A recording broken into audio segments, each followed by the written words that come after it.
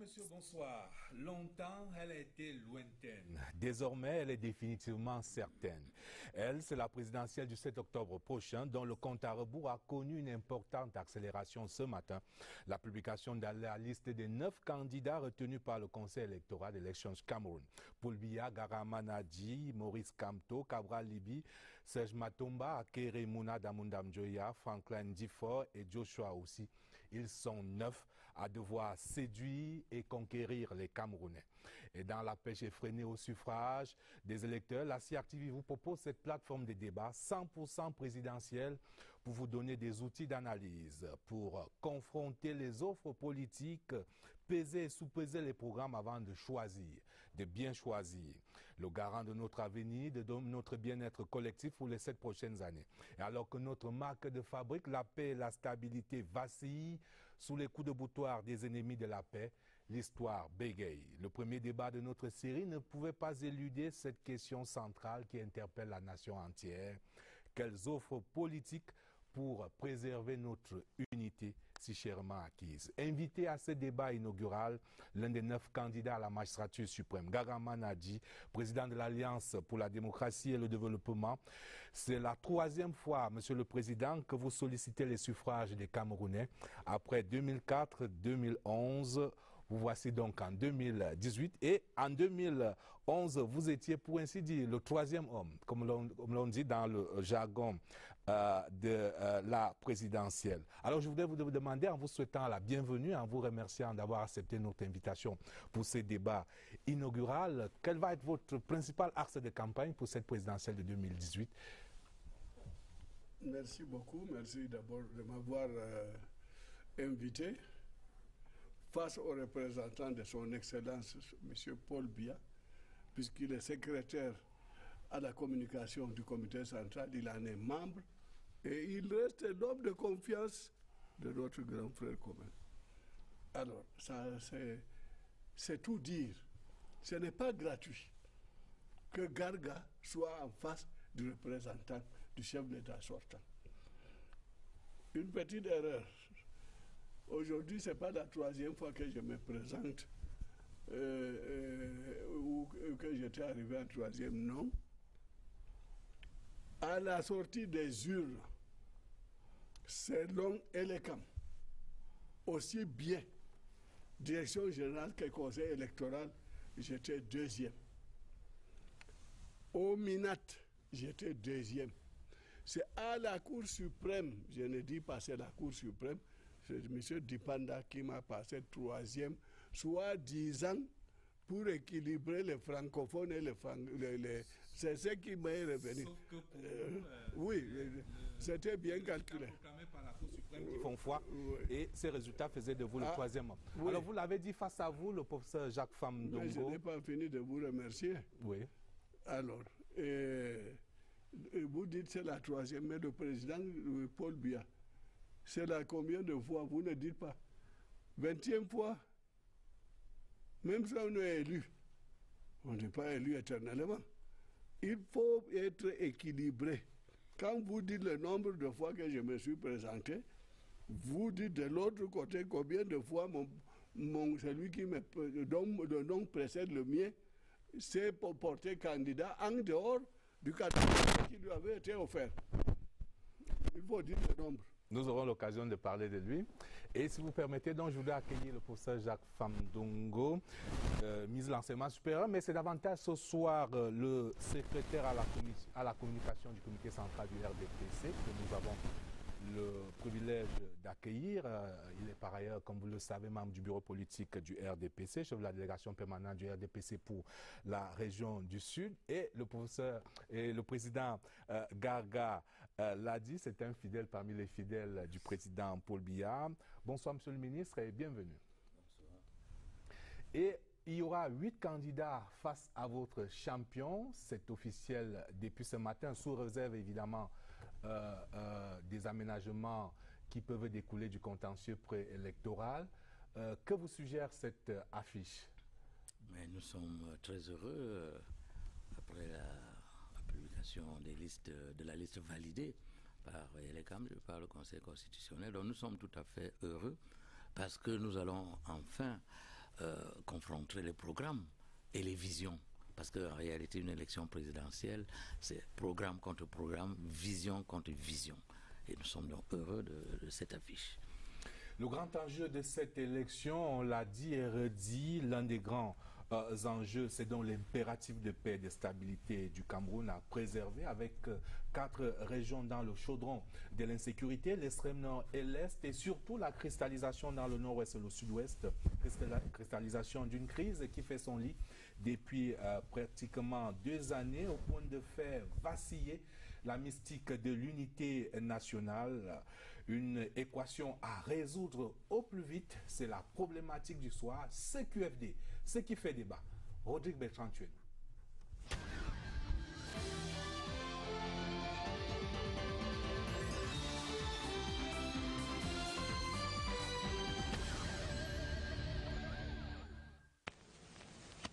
Camerounais, Camerounaises, le Cameroun est libre et indépendant. Depuis l'indépendance du Cameroun, le 1er janvier 1960, jamais les électeurs ne sont allés aux urnes pour la désignation du chef de l'État avec autant de menaces sur l'unité et la stabilité de leur cher et beau pays.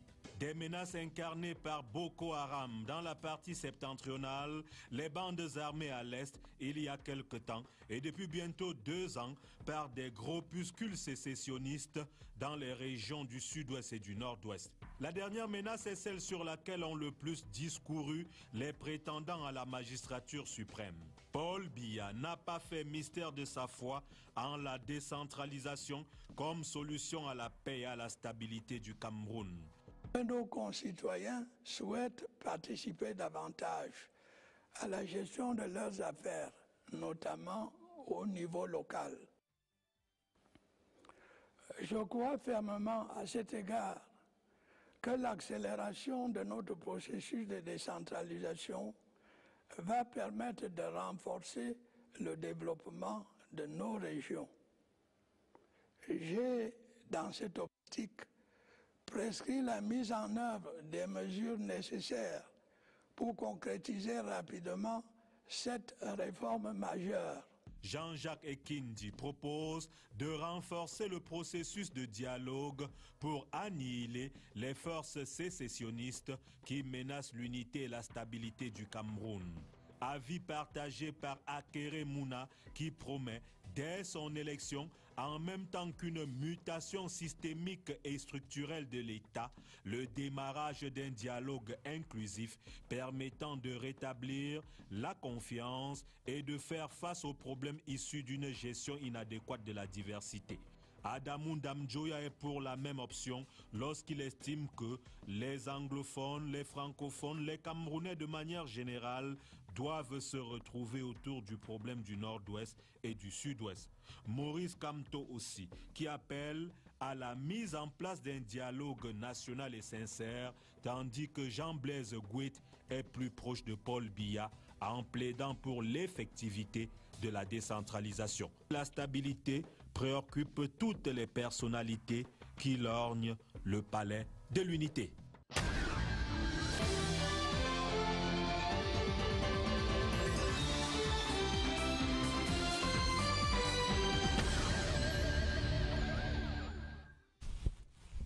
La stabilité est un impératif absolu. Professeur Famdongo, certains analystes soutiennent que cette élection présidentielle va obliger tous les acteurs politiques à sortir de l'ambiguïté que certains cultivent vis-à-vis des événements douloureux que nous vivons en ce moment. Est-ce que vous êtes de cet avis? Oui, il y aura nécessairement plusieurs centres d'intérêt lors de cette élection présidentielle. Certes, le problème de l'unité nationale se pose avec acuité, mais il n'est pas le seul. Il y a également le développement économique, social et culturel. Il y a la diplomatie de présence et de participation. Il y a même l'image du Cameroun à l'intérieur et hors de notre cher et beau pays. Donc c'est un sujet clé, c'est un sujet névralgique, c'est vrai, auquel d'ailleurs le président de la République, son Excellence Paul Biya, a déjà apporté plusieurs réponses et idoines qui sont en train d'être mises en application, notamment la création du ministère de la décentralisation et du développement local, ainsi que la création de la Commission nationale pour la promotion du bilinguisme et du multiculturalisme. Mais nous n'oublions pas le dialogue qui est permanent. Depuis belle lurette, il est permanent. Les segments sociaux du Cameroun dialoguent, se concertent, proposent des éléments de solution, car le président Paul Biya ne rejette pas a priori le dialogue. On aura l'occasion de revenir sur tous ces éléments. Monsieur le Président, en janvier 2017, du Palais de l'Unité, à la faveur des vœux des corps constitutionnels nationaux au chef de l'État, vous avez déclaré en direct sur notre antenne que le président Paul Biya vous avez demandé d'aller à Bamenda pour amener nos frères. Depuis le temps, il s'est passé beaucoup d'événements douloureux. La crise a empiré. Quel est le bilan que vous pouvez faire de votre initiative et de ce qui a été accompli dans l'intervalle? Merci. D'abord, je ne vous ai pas déclaré que le président... Non, votre caméra et votre personne étaient en train de suivre le président. Et quand il est arrivé à mon niveau, il m'a saisi les deux mains et il m'a parlé comme un père ou un grand frère parle à son fils. Monsieur Garga, vous suivez ce qui se passe dans le nord-ouest et le sud-ouest. Monsieur Garga, faites quelque chose. Monsieur Garga, allez me ramener Bamenda. Voilà les propos. Vous fouillez vos archives, vous les trouverez, puisque quand vous avez rediffusé cette séquence, je l'ai enregistré dans mon téléphone. Et donc, ne dites pas des choses comme si vous les ignoriez. C'est pas bon. Ça, c'est un. Deux, vous avez cité ce qui se passe dans l'extrême nord avec Boko Haram, à l'est, les réfugiés venant de la RCA, au sud-ouest, au nord-ouest. Mais la première question que nous devons nous poser est de savoir pourquoi et comment en sommes-nous arrivés là? Il faut chercher les causes. Et le président m'avait demandé, Garga, cherchez-nous les racines. Autant il veut connaître les racines, autant nous devons chercher les causes de ces situations. Et non béatement les citer à chaque tournant. Alors, quelles sont les causes? Parmi celles qui nous arrivent, j'ai été dans le nord-ouest et le sud-ouest, la Constitution de 61 m'a été récitée une fois, parce qu'il s'accroche à certains articles de cette Constitution. Et je peux vous dire, ce n'est pas un secret, hier et aujourd'hui, les anglophones sont déjà à New York. Ils veulent aller aux Nations Unies, révéler le contenu de la Constitution de 61 qui un peu lie les Nations Unies. Il y en a deux, j'ai eu deux appels et je leur ai dit, ce n'est pas le moment, on ne fait pas les négociations pendant la guerre. C'est après la guerre qu'on fait les négociations. Et pour cela, il faut arrêter ce qui se passe. Que ce soit la subversion, que ce soit le maquis, qu'on arrête ça. Et parmi ces choses, j'ai quand même tenu à dresser un rapport à l'attention du chef de l'État. J'ai oublié d'écrire à la haute attention. Bien. Je lui ai envoyé mon rapport et je lui ai fait 5 propositions. Sur les 5, il a réalisé 4. Il reste une seule. C'est la réunion que les autres appellent commission paritaire, joint committee. C'est celle-là, celle qui reste. C'est-à-dire à l'instar de ce qui était arrivé lors de la tripartite. Voilà ce qu'il réclame. Et c'est la seule chose que le président n'a pas encore, et je sais qu'il en donnera suite. Non, attendez, je vous donne les raisons qui sont déjà sur toutes les places publiques. Après, on a parlé de la caution de 96. Comment peut-on modifier une caution, parler de la décentralisation et on s'assoit là-dessus comme si on les trompait? C'est pas bon. Ça nous dégrade. 3. Les gens parlent trop d'alternance et parfois même de l'âge. Moi-même j'en ai, mais mon grand frère est devant moi de 12 ans. Alors donc, il parle de l'âge. Ça, c'est les petits jeunes là, les nouveaux venus qui disent ça. Parce que, et puis, l'âge n'est jamais un signe de compétence. D'ailleurs, je dirais même le contraire. Ça risque d'être un signe d'inexpérience. Peut-être d'intelligence, oui. Mais l'intelligence, chacun en a jusqu'à présent. Et le troisième, c'est la durée. Depuis 1982, nous avons le même président. Voilà. Or, chez vous, quand votre cuisinier vous prépare toujours la même sauce, vous finissez par lui demander est-ce que c'est une ordonnance médicale. Là aussi, c'est la même chose. Alors, tous ces éléments, évidemment, nous éloignent du déclenchement de cette crise le 10 octobre 2016, professeur Famdongo, avec les revendications corporatistes. Il y a un certain nombre d'éléments et un certain nombre de mesures, un train de mesures qui ont été mises en œuvre pour répondre à ces revendications corporatistes. On n'aura peut-être pas le temps ce soir de les citer toutes. Vous-même, vous êtes l'un des acteurs de la mise en œuvre de ces mesures. Mais paradoxalement, au fur et à mesure que le président Paul Biya apportait un certain nombre de réponses et aux revendications corporatistes, en allant même au-delà, en apportant des réponses politiques, paradoxalement, la situation n'a cessé d'empirer sur le terrain. Alors, du coup, je voudrais vous demander, est-ce que vous avez le sentiment que le gouvernement est vraiment allé au bout des solutions qu'on pouvait apporter pour mettre fin à cette crise qui perdure? Merci. D'abord, je voudrais préciser qu'il ne s'agit pas d'une crise. Le mot crise, l'étymologie du mot crise est extrêmement névralgique. La crise, c'est la paralysie. Ouais, la paralysie de l'État, la paralysie du système. Or, le Cameroun n'est pas paralysé. Le Cameroun vit. Et si tant est qu'il y ait eu crise, certains ressortissants du nord-ouest et du sud-ouest ne vivraient pas en parfaite synergie ici, à Yaoundé, à Douala, à Bafoussa, à Maïbolo, à Bertoua, à Garoua, à Maroua, en parfaite synergie avec ceux qui sont nés dans les autres régions. Donc il n'y a pas de crise.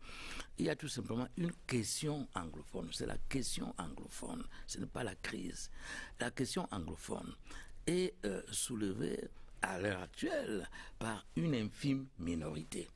Quand nous disons les anglophones demandent ceci, ce n'est pas vrai. On devrait dire des anglophones, pas des anglophones demandent ceci. Et des anglophones qui est un partitif, des anglophones devraient être en réalité très réduits. Un groupuscule d'anglophones demande la sécession. D'aucuns, évidemment, demandent le fédéralisme. Mais la réponse du président Paul Biya, c'est un État unitaire décentralisé. Je crois que c'est clair, c'est net. Alors, au départ, c'était effectivement des revendications corporatistes, des enseignants et des avocats. Les problèmes ont été résolus après plusieurs descentes des membres du gouvernement concerné à Bamenda, fait d'ailleurs relativement inédit dans notre histoire. Le gouvernement s'est déplacé à Bamenda, 5 ministres se sont déplacés 3 fois. Et chaque fois que nous étions sur le point de signer la levée de la grève, on nous ajoutait d'autres conditionnalités rédhibitoires. Et ce qui faisait donc que, évidemment, nous ne pouvions pas signer. Et nous avons donc compris qu'il y avait un agenda caché.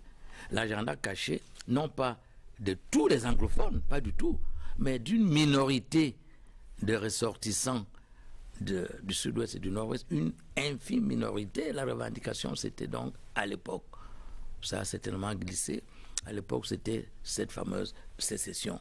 Mais je me demande dans quel état au monde on a pu accepter la sécession.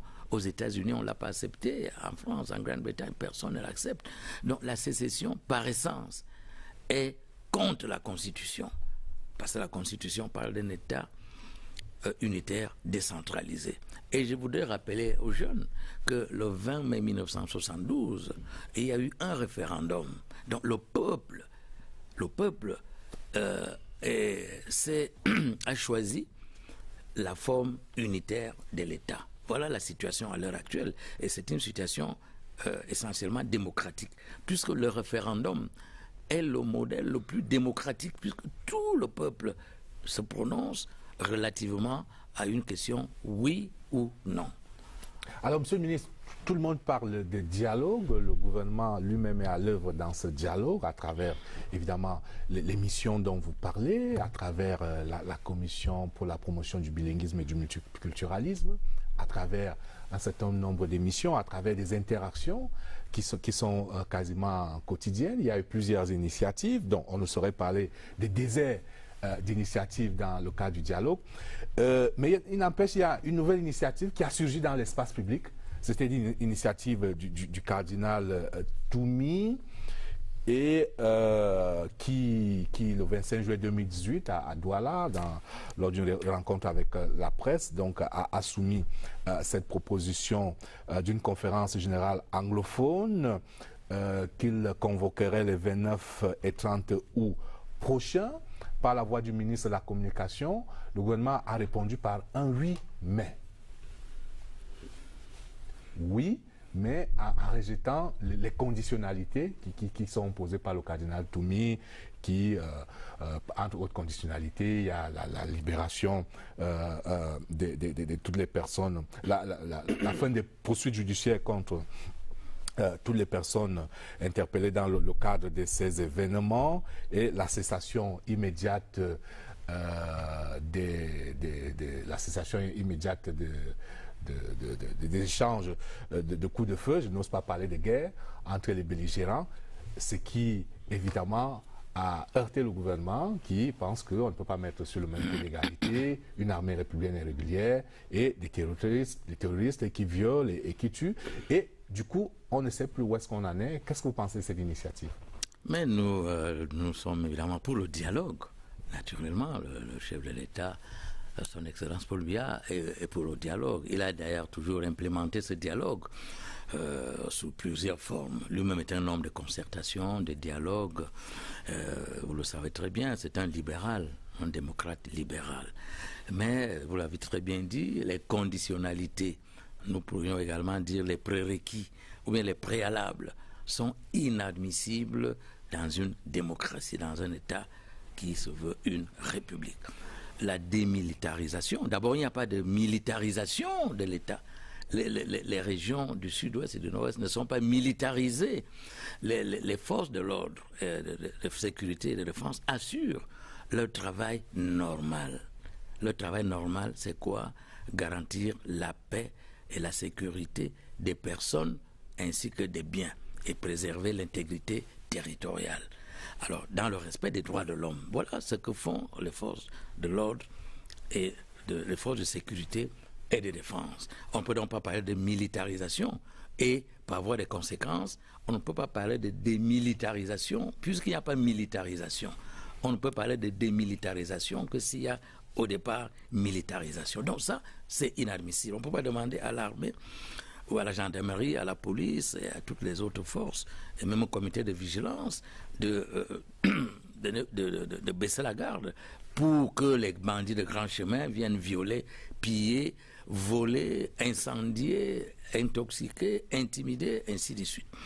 Deuxième chose, la libération de ceux qui ont porté atteinte, n'est-ce pas, aux lois et règlements de la République. On ne peut pas libérer comme ça tout de go ceux qui ont porté atteinte aux lois et règlements de la République, parce que le Cameroun est un État démocratique, c'est une République qui a ses lois et nul n'est au-dessus de la loi. Libérer ces gens-là qui ont tué, qui ont pillé, qui ont incendié, qui se sont même attaqués au drapeau de la République, qui se sont attaqués aux emblèmes de la République, qui se sont attaqués à de paisibles citoyens qui ne demandent qu'à vivre dans la quiétude et à vaquer tranquillement à leurs occupations. Libérer ces gens-là serait une intrusion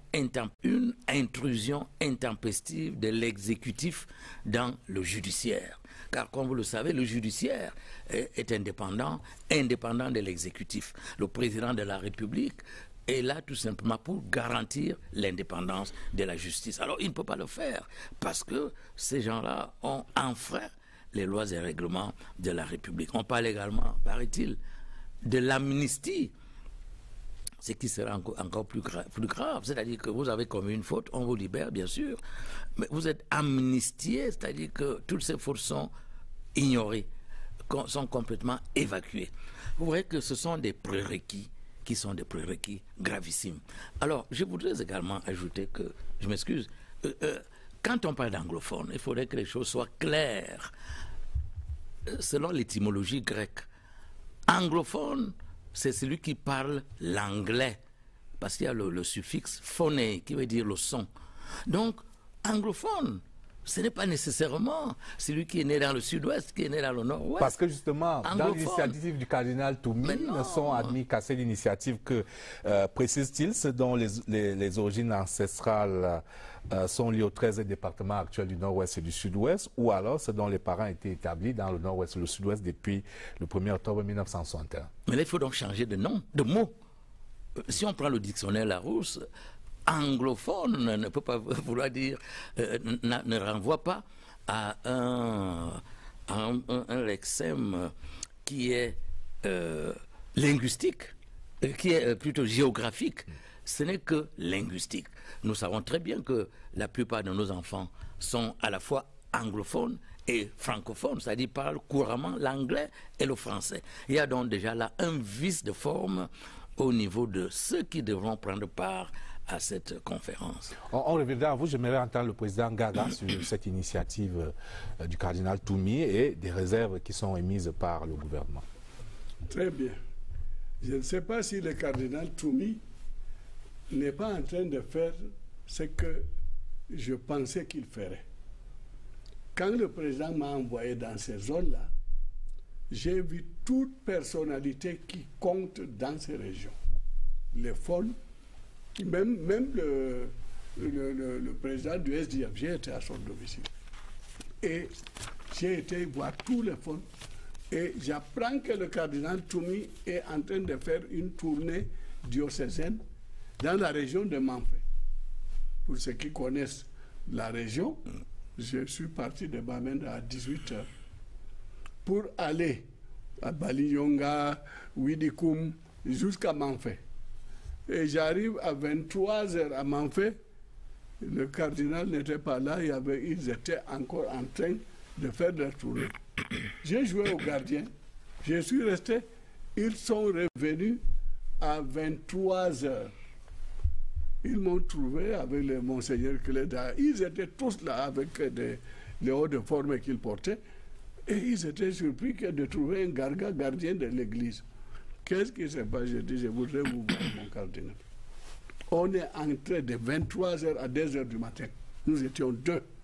Je lui ai dit, votre rôle, à la fois d'ecclésiaste, à la fois de personnalité réputée, de chrétiens éprouvés, vous invite à jouer un rôle.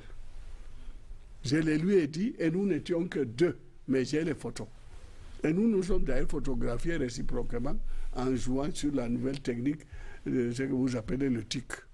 Alors, maintenant qu'il faut une commission de joint committee, une commission de négociation, et que personne ne sait qui viendra pour le compte de qui, je pensais que le cardinal Toumi les a réunis pour qu'entre eux, ils désignent ce qui viendrait pour ce que vous appelez dialogue, pour d'autres, la commission joint committee ou la commission paritaire.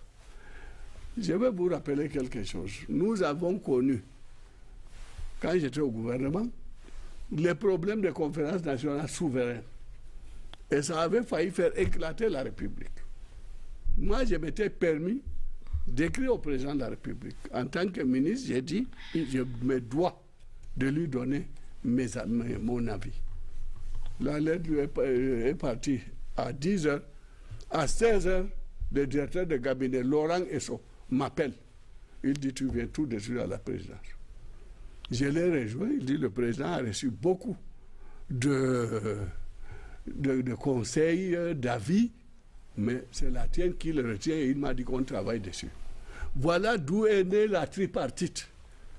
Donc, ce qu'ils disent maintenant, ce que nous disons maintenant, c'est presque le dialogue qu'ils demandent.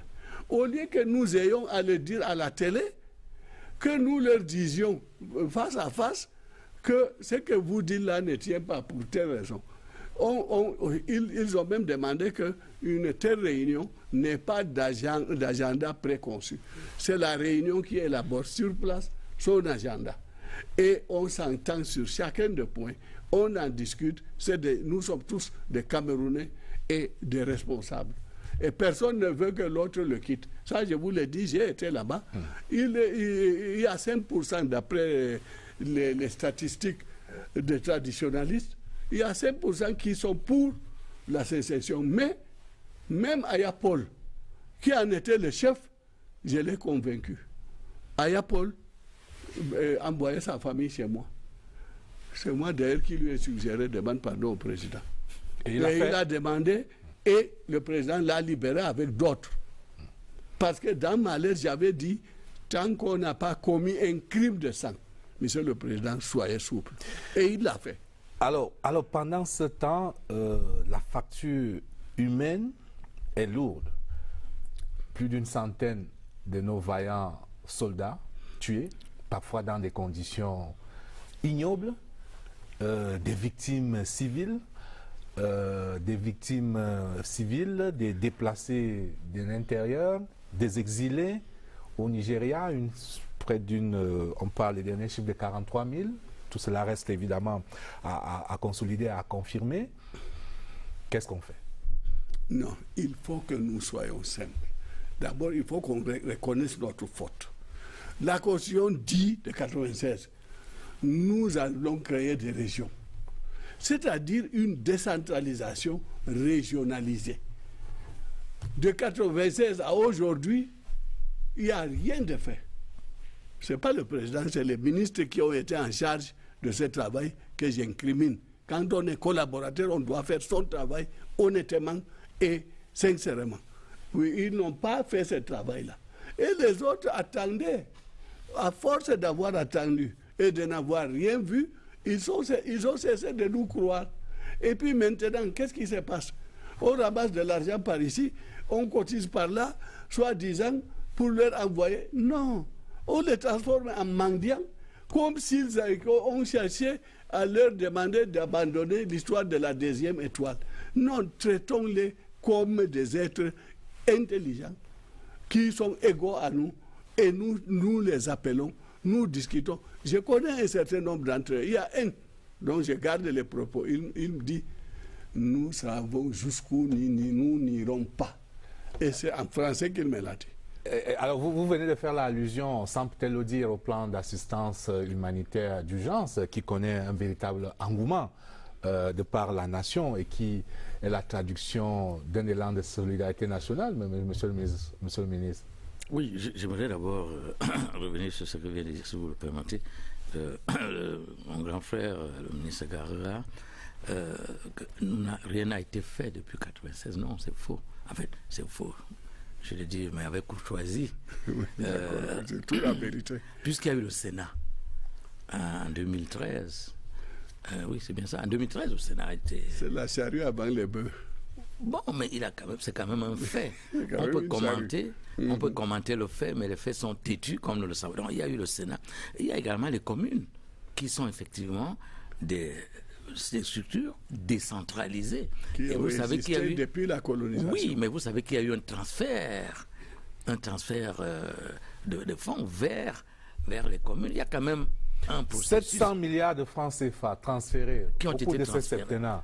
Alors, c'est quand même aux communes. Ce sont quand même là des faits. Pour faire quoi? Alors, bien sûr. On n'a pas défini les rôles des organes décentralisés. On n'a pas défini leur pouvoir. Et c'est comme si c'était l'aumône qu'on leur faisait. Non, on doit fixer un objectif et cet objectif doit correspondre au montant qu'on a transmis ou qu'on doit transmettre. Mais là, on joue comme un jeu d'enfants et puis on dit les maires. Et après, on apprend que ces maires-là sont à Kodengui. Mais ce travail a été fait par, à l'époque, le MINAT. Et maintenant, il sera fait par le ministère en charge de la décentralisation et du développement local. Mais il se faisait déjà avec le MINAT. Oui, je sais qu'il a créé l'indice de répartition, ce qui était excellent. Oui, donc il y a un processus qui est amorcé. Alors, monsieur, je vous donne quelques chiffres. Alors, 63 compétences transférées, aux communes, plus de 700 milliards de francs CFA au titre des transferts de compétences et de ressources au cours de ce septennat. 4% des ressources du PIB transférées aux communes. Les communes en veulent 10%, mais on en est à 4%. Et ça, ce n'est pas les anglophones. Pour dire quand même que des choses ont été faites, mais ce n'est pas suffisant. C'est un processus. Un processus n'est jamais terminé. C'est un peu la toile de Pénélope.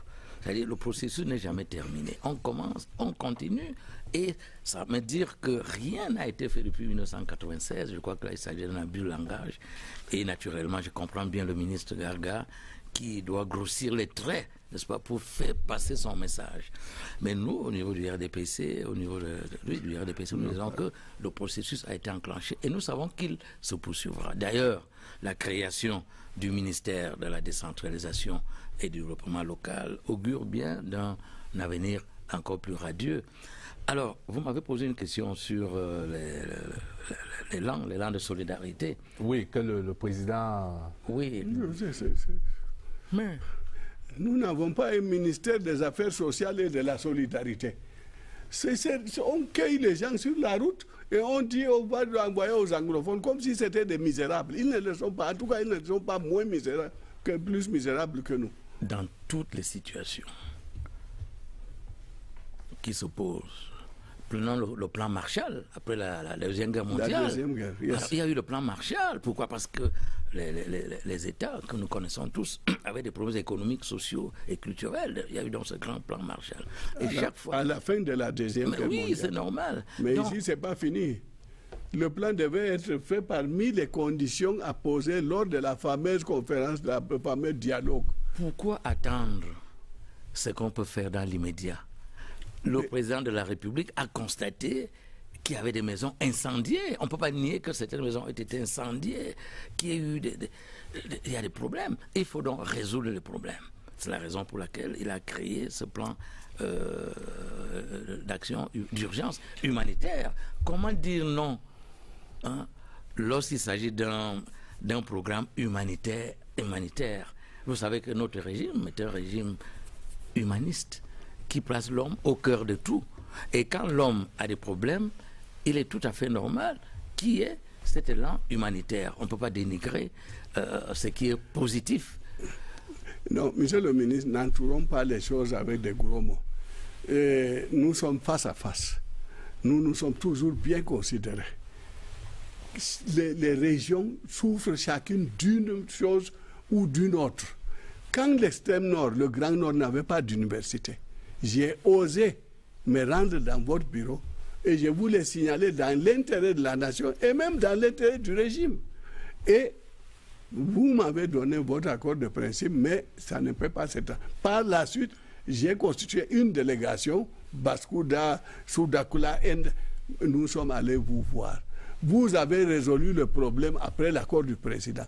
Il a fallu soulever le problème pour que ça soit réalisé, c'est réalisé.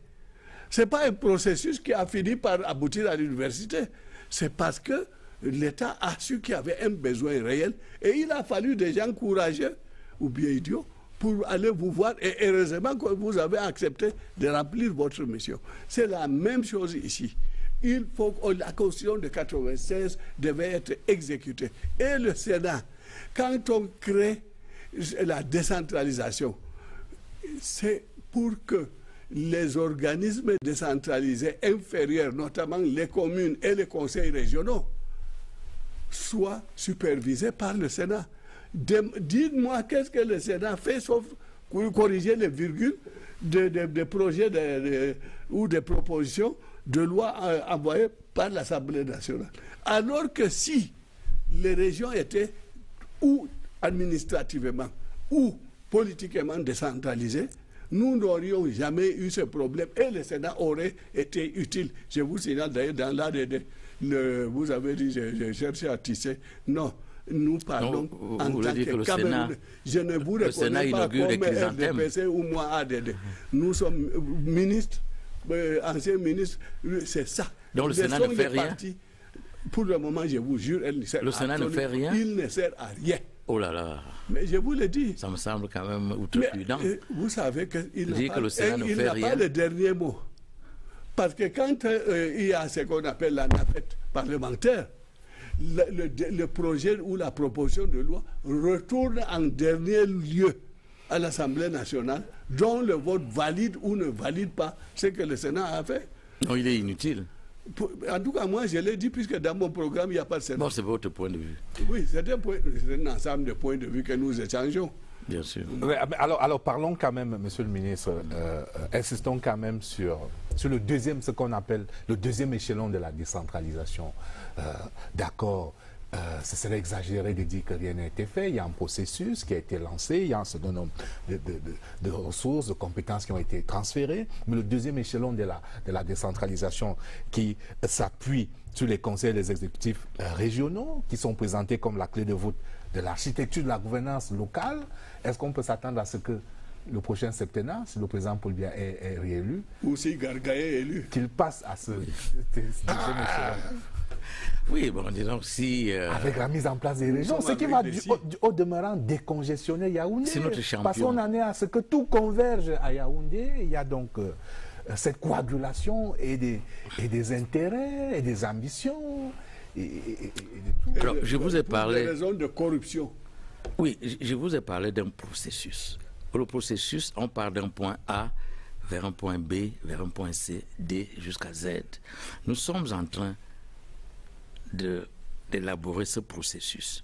Il est tout à fait logique et normal que dans un avenir proche, évidemment, si notre champion est élu, ce que nous souhaitons très sincèrement. Ou moi, j'ai fait mieux. Alors, oui, bon, ça c'est votre point de vue. Le mien est que notre champion, le président Paul Biya, soit élu et finalise donc ce processus avec les conseils régionaux, les assemblées régionales. Je crois que cela va de soi. À mon avis, c'est une évidence. Est-ce que les plaintes et complaintes des maires vous parviennent quand vous êtes réunis en conseil de cabinet comme il y a quelques jours? Est-ce que entre deux points formels inscrits à l'ordre du jour, il vous revient que certains maires accusent certains membres du gouvernement de ne pas jouer suffisamment le jeu, que le président, lui, il est avant-gardiste, il est visionnaire, mais que derrière, ça ne suit pas toujours? Vous-même, vous avez parlé du transfert. Vous avez cité un chiffre quand même colossal. Cela prouve que, certes, le président de la République donne les grandes orientations, c'est normal, c'est son rôle. Et puis, les ministres, le chef du gouvernement, son excellence Philémon Yang, coordonnent tout cela au niveau gouvernemental. Et les ministres mettent en activité, mettent en action ce processus. D'ailleurs, il y a un conseil national de la décentralisation qui a siégé aujourd'hui même, et qui a donné également des directives que vous avez tous suivies. Avec des très bonnes nouvelles. Qui sont des directives avant-gardistes. Notamment la prise en compte des plans communaux de développement. Voilà, ce qui prouve donc que notre champion, le président Paul Biya, va nécessairement mettre en œuvre ça vous rassure, ça, cette finalisation. Président? Non, puisqu'il fait ce qu'il dit et il dit ce qu'il fait. Oui, laissons-le tranquille, parlons-nous ici. Mais je ne peux pas le laisser tranquille puisque c'est lui notre champion, c'est lui le président de la République. À ce moment, je me permettrai de baisser le ton, mais je dirai la vérité. Vous venez de dire quelque chose, que tout converge vers Yaoundé. Vous l'avez dit tout à l'heure. Or, qu'il y ait une réunion de décentralisation ou non, qu'on ait débloqué 700 milliards avec une méthode. Mais c'est toujours la centralisation excessive. Non, tout ne contrôle pas, ne converge pas. Une loi peut fixer tout ça, et puis ce n'est que les ministres concernés qui exécutent. Mais il faut se réunir, que le Premier ministre s'abaisse au niveau des communes, alors que l'autorité des tutelles même, dans la régionalisation, mes frères anglophones ne veulent pas en entendre parler. De quoi? L'autorité de tutelle, c'est-à-dire que l'État le préfet à maison attrapant toutes les régions pour contrôler. Non, une décentralisation, c'est une responsabilisation. Et les bénéficiaires de cette décentralisation doivent faire pour le mieux pour leur région. Il y aura même une sorte de rivalité, de concurrence, et c'est sûr que le pays se porterait mieux. Ceci, c'est dans notre intérêt à nous tous. Oui, de Bolova à Maroua. Je voudrais dire deux choses. Un, l'État n'est pas le grand Satan. L'État n'est pas le grand Satan. L'État a un rôle régalien, un rôle de régulation, de contrôle, de supervision, d'orientation. Et cette décentralisation est déjà effective. Les maires gèrent plusieurs crédits à l'heure actuelle. Avant l'indépendance, c'était comme ça. Mon beau-père et mon instituteur étaient maires de Marois. Mais avant l'indépendance, les sous-préfets étaient administrateurs. Les sous-préfets, avant l'indépendance, il y avait des sous-préfets, administrateurs, maires, et ainsi de suite. Oui, les communes mystérieuses. Mais ça a changé. Etc. Actuellement, les maires sont élus démocratiquement et ils gèrent effectivement. Moi, j'ai le maire de chez moi, Ebolo va deuxième, qui gère les crédits. Mais gérer les crédits, c'est pas ça la finalité. Alors, monsieur le ministre, longtemps d'ailleurs, vous parlez de ces crédits que les maires géraient. Longtemps d'ailleurs, ils géraient aussi une grande frustration de ce que parfois le budget d'investissement public ne tenait pas compte du programme, du plan communal de développement. Parfois, il arrivait qu'ils reçoivent, pour ainsi dire, sur la tête une école, un forage, un endroit où il y avait déjà une école ou un forage. Mais depuis ce mardi, le Premier ministre chef du gouvernement a instruit, au thème des travaux du Conseil national de la décentralisation, que dès le 1er janvier, que ce soit les maires eux-mêmes qui, effectivement, décident sur la base du plan communal de développement des différents projets. Il y a là une évolution qu'il faut certainement... C'est le processus qui avance. Alors, dans un instant, nous allons parler de la gouvernance, un thème cher au président Garga, surnommé dans une autre vie chasseur de baleines. Et cette crise révèle également en creux, on l'a dit, certains analystes l'ont dit, également quand même de quelques efforts de gouvernance et de bonne gouvernance à parfaire. On parlera de bonne gouvernance dans un instant, mais je propose tout d'abord un entracte, le match des électeurs, avec deux électeurs, je devrais dire deux soutiens de poids des deux candidats, le candidat Paul Biya, le candidat Garga. L'un est ministre, Jean-Claude Bouenchou, l'autre est un hiérarque de l'ADD, Aminou Amadou. Ils justifient leur choix, leur soutien à ces deux candidats respectifs. C'est mon choix.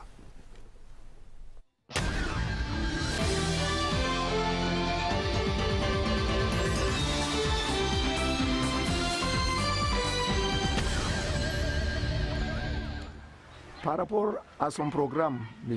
Gargam Manadji va beaucoup apporter aux Camerounais. Il y a les jeunes qui n'ont pas eu de boulot. Quand M. Gargam Manadji sera à la tête de notre pays, les jeunes ne seront pas désœuvrés. Deuxièmement, M. Gargam Manadji va libérer tous les chefs traditionnels. Les chefs traditionnels ne seront pas les auxiliaires de l'administration. Monsieur Gargam Manadji est prêt de changer, c'est-à-dire notre pays, vu ses relations à l'extérieur, parce que Monsieur Gargam Manadji est connu presque, c'est-à-dire dans tout le monde entier. Monsieur Gargam Manadji pourra apporter un plus à notre pays. C'est l'homme de la situation, de par effectivement son état de service à la tête de notre pays. Je pourrais m'appesantir sur le secteur dont j'ai la charge quand vous regardez ce qui a été fait. Les derniers en date, c'est dans le cadre du plan d'urgence triennal pour la croissance et l'emploi. Le volet voirie a eu 100 milliards de francs CFA pour réaliser autour de 50 km de voirie, assainissement dans les deux grandes métropoles que sont Yaoundé et Douala. Nous devons également citer tout ce qui a été fait dans le cadre des cinquantenaires de la réunification et de l'indépendance, voire de l'armée, aussi bien à Buea, à Limbe, à Douala, à Yaoundé, à Garoua, à Bamenda. C'est visible, c'est palpable. Je citerai également tout ce qui est en train d'être fait en matière de voies d'accès, de voies de contournement dans le cadre des préparatifs de la CAN. C'est des centaines de milliards. Aussi bien dans les villes de la CAN que les villes périphériques. Je dois également parler des logements. Les logements dans le cadre du plan, du programme gouvernemental des logements, avec la première phase de près de 2000 logements qui sont pratiquement achevés. Nous avons également, sous fonds de l'État, nous avons également des projets avec la coopération chinoise qui vient de s'achever depuis le début de l'année. 1520 logements réalisés, n'est-ce pas, à Douala, à Yaoundé, à Limbe, à Saint-Milima, à Bamenda, à Bafoussam, réalisés, achevés. Il ne faut pas laisser des grandes choses, des grands projets aux mains des amateurs. Le président Paul Biya a de l'expérience.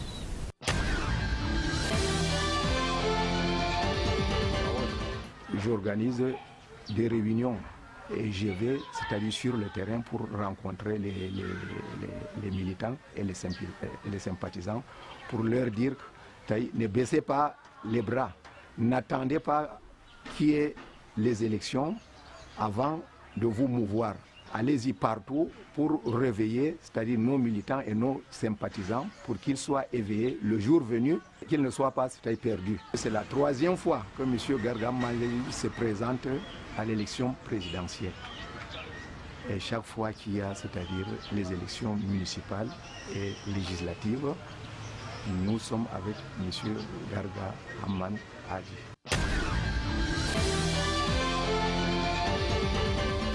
Toutes les agitations que vous voyez, c'est de surface. Nous sommes sur le terrain. Il n'y a pas de tribalisme qui vaille dans les élections présidentielles. Il n'y a pas de place pour ceux qui veulent utiliser la tribu pour avoir quelques voix. C'est pas possible. Et je voudrais également vous dire que l'Ouest est également soucieuse et très vigilante de ce qui se passera en dehors de son périmètre territorial pour que le 7 octobre, il n'y ait pas d'erreur.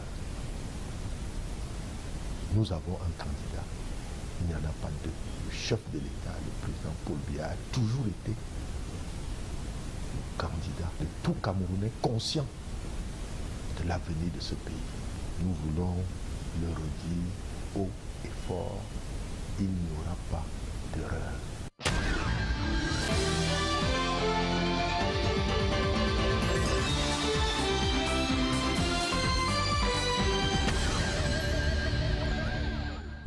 C'était le match des électeurs, de quelques électeurs qui comptent dans cette rubrique C'est mon choix. On revient au fil rouge de ce face-à-face entre le ministre Jacques Famdongo et le président Garga sur la quête d'un meilleur vivre pour tous les Camerounais. On parlait donc, j'annonçais cette problématique de la bonne gouvernance. Le 3 novembre 2011, du haut du perchoir à l'Assemblée nationale, le président Paul Biya prêtait serment et dans son discours d'investiture, il a avancé un concept, la République exemplaire.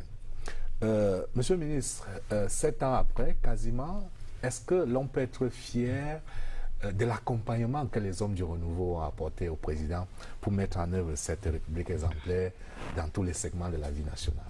Bien sûr, on peut être fier. Évidemment, dans le métier de journaliste, lorsque 99 trains arrivent à l'heure, ce n'est pas une nouvelle. Mais lorsqu'un train arrive en retard, évidemment, c'est une nouvelle.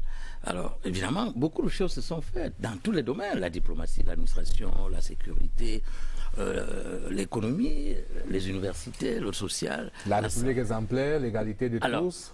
Bien sûr. La justice sociale. Alors, comme vous le savez, l'égalité de tous, c'est une asymptote, c'est-à-dire que l'égalité des chances. On tend vers l'égalité des chances. On donne des chances sociale, à tout un chacun pour que les uns et les autres puissent... Le respect de la chose publique. Bien sûr, mais nécessairement, comme dans tous les pays du monde, il y a des brebis galeuses. Et ces brebis galeuses sont aux mains de la justice, pouvoir indépendant, pouvoir judiciaire indépendant. Et ces brebis galeuses sont évidemment châtiées selon les lois et règlements de la République. Mais n'oublions pas qu'il y a des hôpitaux généraux, il y a des aéroports internationaux, il y a des routes bitumées, il y a des universités. Lorsque le président Paul Biya arrive au pouvoir, il y a une seule université au Cameroun. Aujourd'hui, nous savons qu'il y en a 8. Donc, en fait, les choses évoluent. Avant, il n'y avait pas de lycées dans les villages. Aujourd'hui, nous avons des lycées dans des villages. Il n'y avait pas d'hôpitaux de lycées. Il y en a maintenant presque partout. Et si on revenait sur la République exemplaire? Alors, mais la République exemplaire, c'est une République où les lois et règlements de la République s'appliquent. Quand vous agissez bien, naturellement, vous ne pouvez pas aller en prison. La justice ne peut pas s'occuper de vous. Mais quand vous êtes en train de violer la réglementation en vigueur ou bien les lois de la République, il est tout à fait normal que le pouvoir judiciaire s'occupe de vous. Mais n'oubliez pas que la sanction n'est pas que négative. La sanction est également positive. C'est la raison pour laquelle je peux dire avec certitude que plusieurs fonctionnaires, plusieurs agents de l'État travaillent bien, travaillent très bien. Sinon, le Cameroun serait à feu et à sang. Le Cameroun serait entièrement paralysé. On ne pourrait aller ni à Bafoussam, ni à Douala, ni à Maroua. On ne peut pas faire mieux? Toute œuvre humaine est parfaite. Toute œuvre humaine est parfaite. Aucune œuvre humaine n'est parfaite. Et nous tendons toujours vers la perfection. Comme disait Lamartine, l'homme est un ange déchu qui se souvient des cieux. C'est-à-dire, nous sommes toujours plus ou moins déchus, mais nous faisons mieux pour améliorer l'existant. Alors, exemplaire, oui, dans la mesure où des efforts sont faits dans tous les domaines de compétences pour que les Camerounais soient à l'aise. Monsieur le Président. Oui, j'ai entendu, je ne suis pas journaliste, mais je vous ai vu hocher la tête parce que c'est les b.a.-ba du journalisme auquel le ministre faisait allusion. C'est le verre à moitié plein ou à moitié vide ou le bord kilométrique. C'est de cela, en fait, qu'il évoquait. C'est un journaliste de renom. Bon, ça, est-ce que la République est exemplaire? Ça, c'est le souhait du président. Maintenant, est-ce qu'on a fait pour qu'elle le devienne? Non. Allez en prison, à Kodengui. Combien de ministres sont là-bas?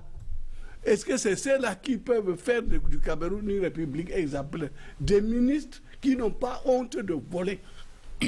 Si elle était si exemplaire, comment Garga a-t-il pu créer une ONG de lutte contre la corruption et que cela se réveille l'État 8 ans plus tard pour créer la CONAC? Heureusement, on m'a demandé d'être là-bas. Et je l'en remercie. Mais le travail est bien fait là-bas? Non, il n'est pas bien fait. Au départ, j'avais dit qu'on mangeait les biscuits, mais aujourd'hui, on n'a ni biscuits ni travail. Ça ne vaut rien. Sinon, ça ne vaut rien. Sinon, on ne peut pas travailler pendant 11 ans et la corruption continue. Moi, je sais ce que je vis. Je sais ce que j'ai vu. Vous avez suivi le rapport sur l'état de la lutte contre la corruption au Cameroun, lu à l'hôtel Hilton. Alors, le dysfonctionnement, c'est à quel niveau? 1,642 milliard détournés, non pas dans la poche des gens. C'est-à-dire, on exonère. Tu importes des véhicules, des carreaux, tu es commerçant, tu es socada, on importe et on se débrouille en disant je vais te donner tant, même moi en exonération. Et on exonère. Le total d'exonération sur la petite période que j'ai contrôlée, c'est 1,642 milliard. Et au même moment, le ministre des Finances lançait un emprunt de 1,5 milliard, lequel emprunt était assujetti à des intérêts à payer en plus. Alors, où est-elle exemplaire? Alors, si vous êtes président, qu'est-ce que vous allez faire pour mettre fin à la corruption? Mais il suffit que je sois président, la corruption finit toute seule. parce qu'on sait que je ne représente pas dans ce domaine. De manière mécanique? Non, de manière réaliste. Les gens sont réalistes, ils savent. Maintenant aussi, quand on parlait tout à l'heure des communes, j'ai contrôlé la communauté urbaine de Bafoussam. Tellement il a pris conscience de ce que je lui ai dit. Même s'il déplace une pierre au rond-point entre la BEAC et la communauté, il m'envoie un message. Comme si la mission continuait. Ça veut dire que la CONAC, je vous dis... Non, que feriez-vous donc pour mettre un terme à la corruption qui est rampante selon vous, malgré les efforts qu'ils ont faits? Puisque je vous ai dit que ferais, j'ai déjà fait contrôler ça en tant qu'exécutant, n'est-ce pas? Mais c'est le bon exemple. Si le ministre ne vole pas, son collaborateur ne va pas voler. Si le ministre ne prend pas des commissions ou des rétro-commissions, il y a des ministres ici où leurs collaborateurs sont tels qu'ils savent qu'avec celui-là, on ne va pas aller à la SNH. Les gars travaillent nuit et jour. Vous avez entendu parler de détournement à la haine parce que Moudiki fait son boulot comme il se doit. Ça veut dire que c'est possible dans ce Cameroun de faire son boulot comme il se doit. Si je comprends bien, les ministres sont des satans incarnés. Non, vous récitez là, c'est-à-dire la notion de l'État. Je sais, l'État monstre froid, l'État satan. Parce que vous prenez quelques cas. Vous parlez de Machiavel. Vous prenez quelques cas. Vous avez lu Machiavel. Et on généralise. Est-ce qu'on peut généraliser à partir de 2 cas, 3 cas? L'État n'est pas fait pour être mauvais. L'État est fait pour être le serviteur du peuple, de donner satisfaction aux aspirations du peuple. D'autant plus que l'État, c'est quoi? C'est vous et nous, on cotise, et comme dans les cotisations du quartier, et c'est cet argent qu'on appelle l'impôt ou les rentrées douanières ou le fiscal qui permet de donner à l'État les moyens d'action. Ministre, quelle réponse vous allez donner à cette perception du grand public qui a l'impression, malgré les efforts qui sont faits, que ça reste parfois mitigé, cette lutte contre la corruption, parce que malheureusement, à chaque fois, il y a on va dire quoi, des wagons entiers de hauts commis de l'État qui sont interpellés. Et des petits commis aussi. En prison. Oui, parce qu'on oublie qu'il y a aussi des petits commis tous les jours qui vont en prison. Il n'y a pas que les ministres, les DG, je vous ai dit, les recteurs, et ainsi de suite. Les douaniers disent quand le poisson pourrit par la tête, le reste est fini. Mais la tête, c'est le président Paul Biya. Non. Mais oui, parce qu'on ne peut pas avoir... La tête, c'est le président Paul Biya. Non, d'abord dans votre département ministériel. C'est lui le chef de l'État. Il n'est pas ministre de l'enseignement supérieur. Ça peut donc pas être la tête, c'est peut-être le cou ou bien les bras. Dès que vous parlez, on renvoie ça au président. Vous avez utilisé un mot. Vous avez utilisé un mot. Oui. La tête. Non, chef vient du caput en latin qui veut dire la tête. Vous avez lu Machiavel, je vous ai fait savoir que vous étiez en train de citer des passages, l'État Satan, c'est dans Machiavel. C'est connu même par celui-ci, je suis Mais pourquoi même par celui-ci, comme s'il était un niard? Non, mais il est journaliste, j'ai parlé de mort kilométrique aussi. Alors donc, les efforts à faire pour la lutte contre la corruption, je crois qu'on peut le faire, mais tant que ces efforts ne sont pas assortis de sanctions le TCS, équitables. Il n'y a pas de TCS. TCS. Vous parlez de sanctions. Mais non, il faut pour saisir le TCS, il faut que le TCS soit prévu. De consulter, moi, j'avais condamné des gens quand j'avais le pouvoir. Et des gens, l'un était même camarade de classe du président de la République et il m'a approuvé. Mais le texte de la CONAC ne prévoit pas que vous pouvez saisir le TCS. C'est des textes bidons. Moi, je crois qu'il y a un arsenal de dispositions réglementaires et législatives qui ont été prises. Et un travail colossal se fait au quotidien. Maintenant, il n'est pas exclu qu'il y ait quelques brebis galeuses. Et ce sont ces brebis galeuses qui alimentent donc l'imaginaire collectif. Et on généralise. C'est ce qu'on appelle en philosophie le raisonnement par induction. C'est-à-dire, à partir d'un ou deux faits, on généralise et on dit l'État camerounais est pourri, tout est corrompu, on ne peut rien faire. Alors, ce que l'on pourrait dire, c'est que... Ce que je peux dire, c'est qu'on ne peut pas changer une société par décret. quand le président Paul Biya arrive le 6 novembre 1982, il popularise le binôme rigueur et moralisation. Oui. Et c'est ce binôme, justement, qui fonctionne. C'est Aïdjo qui l'a repris. Oui, bon, mais il fut... Lui-même fut le Premier ministre d'Amadou Aïdjo. Donc, il n'y a pas de césure. Il ne faut pas donner les racines des choses. C'est oui, pas en termes de césure. Mais on aurait pu alors, ça peut aussi traduire que la corruption n'a pas commencé en 1982, si on parle de... Awana qui a fait créer le tribunal criminel spécial. Donc, ça ne date pas d'aujourd'hui. Et on dit les bêtises volent, c'est faux. C'est Onana Awana qui a créé le TCS. On a seulement reproduit le qui était Dokola. Le ministre Garga n'a pas répondu quand on lui demande qu'allez-vous faire concrètement pour mettre fin à la corruption. Il ne faut pas que ce soit un vœu pieux. Il ne faut pas dire oui, dès que je suis au pouvoir, immédiatement je mets fin à la corruption. Mais comment? Très bien. Voilà le problème. Alors, quand les rapports du COSUPE arrivent et les rapports de la CONAC arrivent, je les fais étudier et je recherche la responsabilité de chacun, et selon le degré de responsabilité, traduction au tribunal criminel spécial. Ce n'est pas ce qui se fait maintenant? Non, hélas, notre texte ne l'a pas prévu. Alors, messieurs, j'ai une question. Oui, à l'heure des réseaux sociaux, je vais vous répondre. À l'heure des réseaux sociaux, nous sommes là, c'est une société en conversation. Non, ici, c'est le ministre. Oui. Ici, c'est la dame, vous ne l'avez pas présentée. Oui, oui. Qui elle représente? Elle s'appelle Catherine Toulou, elle est journaliste. Elle va relayer. Non, elle représente qui? Elle est journaliste à la CIATV Télé. Monsieur le ministre, nous sommes en direct. Elle est journaliste à la CIATV Télé. Elle va relayer le débat sur les réseaux sociaux. Les réactions sur les réseaux sociaux, c'est qu'elle va relayer. Vous m'avez invité plusieurs fois. Oui. Le faire là-bas. Alors, c'est dans le cadre de notre rubrique Followers. Et on va suivre donc ce qui se dit sur les réseaux sociaux dans nos sociétés en conversation. Followers. On va le faire là-bas. Non, moi, je ne veux pas le mettre. Voilà le Cameroun. Moi,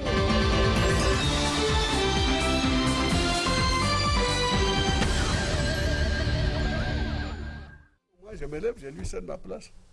Non, je ne veux pas de ça. On en a pas.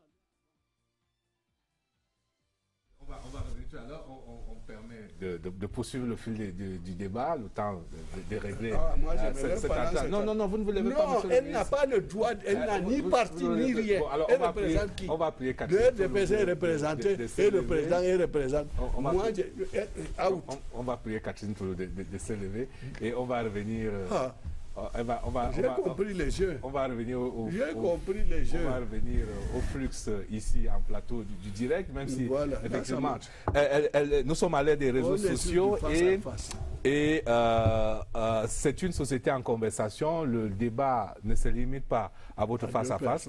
Il y a sur notre plateforme numérique que le débat se poursuit et on souhaitait que Catherine Toulou nous relaie ce que les Camerounais qui nous suivent de par le monde. Vous ne l'aviez pas dit avant, quand on fait une émission, on informe les invités. Non, je dis, monsieur le ministre, mais ce n'est pas le lieu pour. On l'a fait, monsieur le ministre, mais ce n'est pas le lieu ici. C'est pas le lieu ici pour en parler. Vous êtes candidat à l'élection présidentielle. Oui. Nous n'allons pas engager une querelle avec vous. Vous êtes notre invité.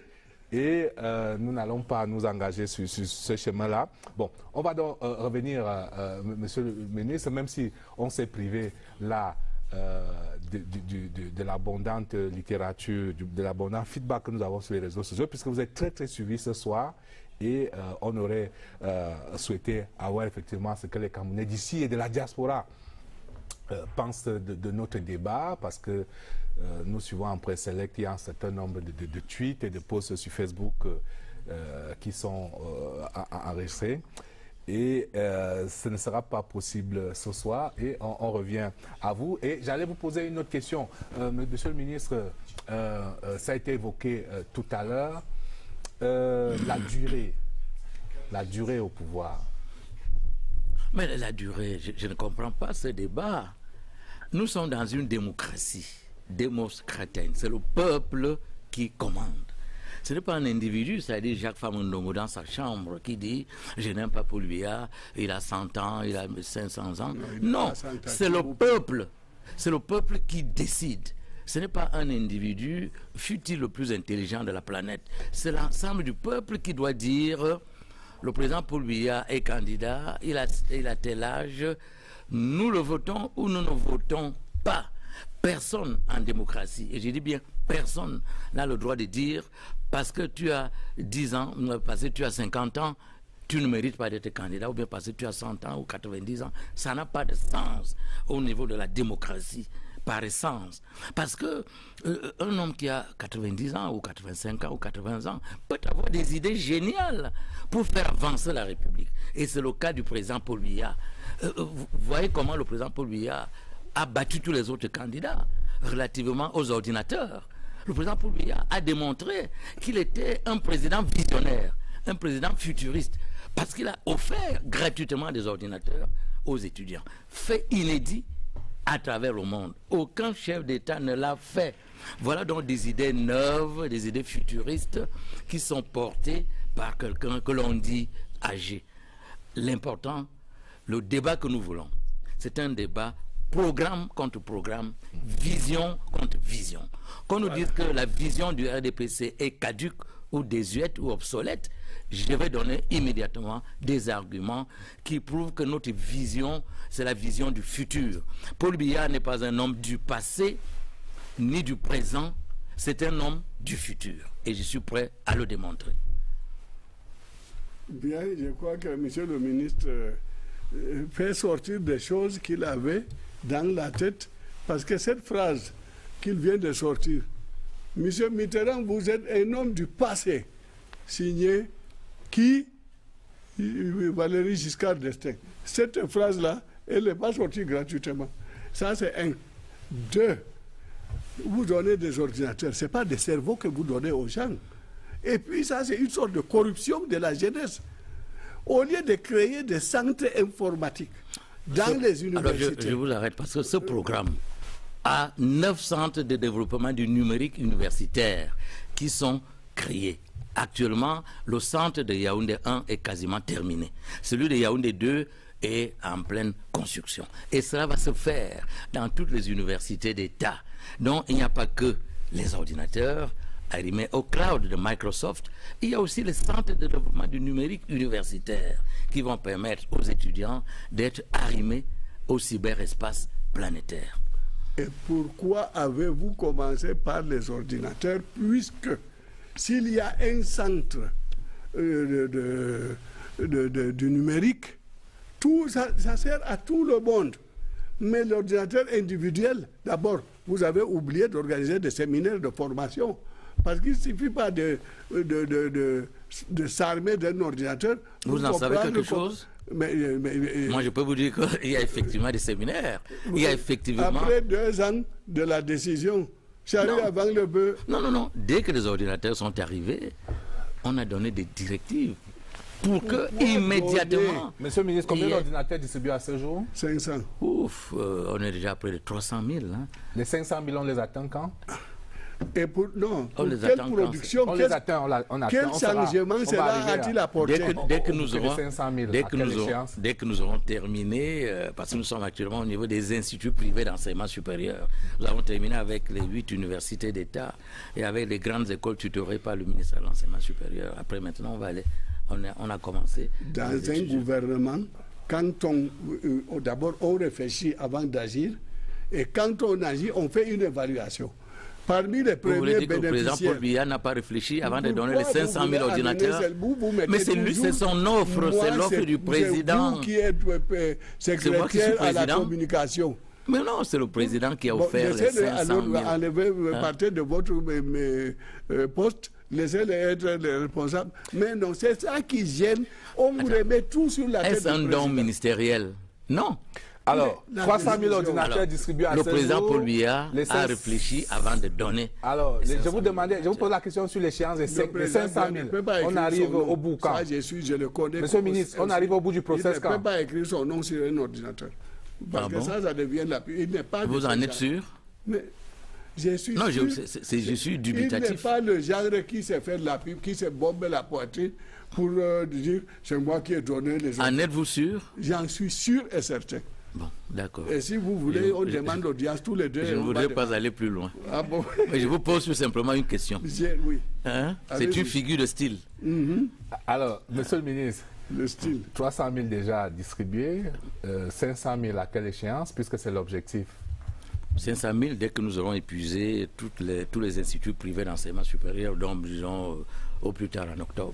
Alors, puisque vous parlez des ordinateurs, ça veut dire que ça concerne les jeunes. Monsieur le Président, quelle place les jeunes vont occuper? Mais je voudrais, avant qu'il ne continue, il a utilisé un mot absurde, corruption. On ne peut pas corrompre en donnant un ordinateur. C'est absurde la corruption. Bien sûr, on peut pas. Le décret du chef de l'État de mars 2007. Le président Paul Biya ne peut pas accorder des ordinateurs aux étudiants parce qu'il veut... C'est vous, c'est pas lui. C'est vous qui avez fait inscrire... Non, le président Paul Biya est irresponsable. Non, vous lui dites... Serait-il irresponsable? Vous avez oublié l'autre jour, vous vouliez... Ou naïf? Vous vouliez lui dire, le PB que j'ai écrit là, c'est bon. Non, vous a dit, partez de là. Le jour où vous lui tendiez la main, il a vu que c'était trop. Est-ce que vous êtes sûr de ce que vous affirmez? Alors, les jeunes, vous êtes sûr de ce que vous affirmez? J'ai dit, j'ai vu. Monsieur le ministre, quelle place pour les jeunes dans votre programme? Très bien. Dans le programme de l'ADD, il y a 3 parties. Il y a une partie hommes, parce qu'on oublie toujours les hommes. Il y a une partie femmes et il y a une partie jeunes. Et les jeunes de l'ADD, ça commence de 18 ans à l'infini. Les femmes de l'ADD sont à part. Il y a des présidents nationaux de chacun de ceux-là. Voilà comment est structuré depuis la cellule 5 x 3, le bureau d'enseignement 15 x 3, le bureau départemental 25 x 3, le bureau provincial, tous les lieux de... C'est bien structuré et je vous invite à lire. Ainsi pourrait devenir notre pays si vous ne l'avez pas fait, parce que j'ai vu que le gouvernement ne fait que le copier. Je n'ai pas honte de le dire. Dans le programme l'ADD, nous avons dit l'ordonnance 62 OF4 du 7 février 62 portant régime financier du Cameroun est obsolète, dépassé. Il faut le changer. Le livre est sorti en 2004. En 2007, Gargan n'était pas encore président. Et qu'est-ce qui s'est passé? On a proposé une loi à la hâte et on a modifié le régime financier de manière partielle. Si les choses changent alors que vous n'êtes pas encore président, je n'ose pas imaginer ce qui va se passer si vous devenez président. Cet élément fait à la va-vite qu'en 2009, ils étaient obligés de revenir, alors que de 62 jusqu'à 2007, ils n'avaient rien fait. Vous avez entendu parler le ministre des Finances en train de rançonner les gens, etc.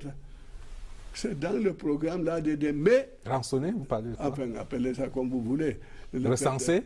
Non, le ministre des Finances. Non, c'est pas méca, c'était avant. Non, c'est-à-dire d'emprunter, si vous voulez, l'argent aux citoyens. Les emprunts obligataires. Les emprunts obligataires. Personne ne connaissait ces mots-là. C'est dans le programme l'ADD. Et ce programme est assorti de 4 conditions. Ils n'ont rempli aucune condition et ils ont lancé les emprunts obligataires. Voilà d'où est parti le mal de notre trésorerie actuelle. La trésorerie est sèche. Mais c'est pas ce qu'on nous dit. On nous dit que les finances publiques sont bien tenues. L'État honore ses engagements, les salaires sont payés, les prestataires sont payés. Disons que depuis le début de l'année, le ministre Moutazé a fait payer plusieurs... Quand le nouveau ministre est arrivé, il dit « je débloque 10 milliards » parce que les factures n'étaient pas payées depuis mars 30 milliards. Mais il y a un frémissement positif. Non, après, il y a un bon frémissement depuis le début de l'année. Bon, alors, revenons à ma question initiale. C'est une question de personnes, non une question de programme politique. Oui, revenons à ma question initiale sur les jeunes, monsieur le ministre. Est-ce que vous entendez le mélange d'espoir et parfois d'impatience qui se dégage de la jeunesse? D'abord, la jeunesse, c'est la strate sociale la plus nombreuse. Hein. C'est vraiment, et c'est un casse-tête chinois dans tous les pays du monde. Tous les pays du monde ont un problème avec la jeunesse. Alors, s'agissant du Cameroun, bien entendu, le président Paul Biya a une politique juvénile, une politique de la jeunesse tout à fait pertinente. Prenons le plan jeune, 102 milliards de francs CFA. Et les actions, vous voyez avec le ministre de la Jeunesse, de l'Éducation physique, les actions, nous les voyons tous les jours sur le terrain, c'est concret, c'est pratique. Nous avons également tout le volet éducatif, de la maternelle au supérieur. Les efforts qui sont faits sont colossaux, parce que le président de la République insiste sur la promotion de la jeunesse. Et sur l'accès aux charges de l'État, est-ce que la cadence peut s'accélérer? Les nominations? Oui. Est-ce qu'on peut faire mieux? Il y a des choses qui sont faites, c'est indéniable. Mais est-ce qu'on peut faire mieux? Est-ce qu'on peut rajeunir davantage? Le président de la République a répondu à son discours de janvier dernier, mais laissez d'abord qu'il finisse. Alors, je vais vous rappeler le discours. Je crois que le problème, le terme jeunesse est un terme très complexe. Qui est jeune, qui ne l'est pas? Jusqu'à présent, d'aucuns disent que moi, je suis jeune. C'est jusqu'à vraiment, monsieur le ministre? Bien sûr. Beaucoup de gens me le disent. Oui. Non, on dit jusqu'à 77 Beaucoup de gens disent que je suis jeune. Les gens disent. Alors, ce que je voudrais dire... Les gens vous le disent que vous êtes jeune? Naturellement. Non, il fait jeune. C'est un problème de lui refuser. Les gens le disent. Alors, qu'est-ce que cela signifie au juste? Cela signifie que, nonobstant l'arrivée de plusieurs jeunes à des postes de responsabilité importants, les gens croient toujours que c'est la gérontocratie qui prévaut au Cameroun, c'est-à-dire il n'y a que des vieux. Comment changer cette perception? Est-ce que vous avez lâché le mot? Alors, pour changer... Cette perception donc, qui demande donc, un rajeunissement de la classe dirigeante? Tout simplement en donnant les faits. En prenant par exemple la préfectorale, on voit, c'est ça, c'est aussi le travail des communicateurs, des journalistes, des sous-préfets. On fait la sociographie des sous-préfets, ils ont quel âge, ils viennent d'où, les préfets, les gouverneurs, dans l'administration générale. Il y a beaucoup de jeunes qui sont chefs de service, chefs de bureau, chefs de service, chefs de cellule, directeurs, secrétaires généraux même, ils sont nombreux qui sont jeunes. Sauf que la jeunesse étant relative, si moi j'ai 45 ans et qu'on nomme quelqu'un de 47 ans, je dirais mais on ne nomme que les vieux. Parce que moi j'ai 45 ans et que l'autre a 47 ans. Mais celui qui a 47 ans estime qu'il est jeune par rapport à celui qui a 50 ans.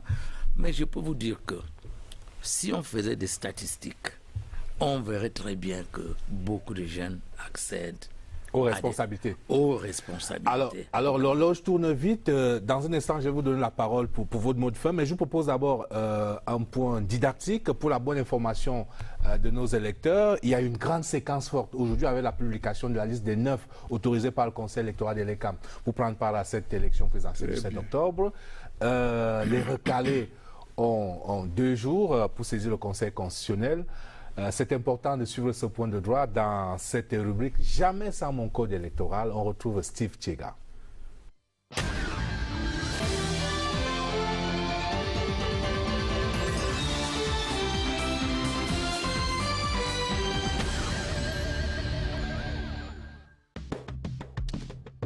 Feuille par feuille, 27 dossiers de candidature à la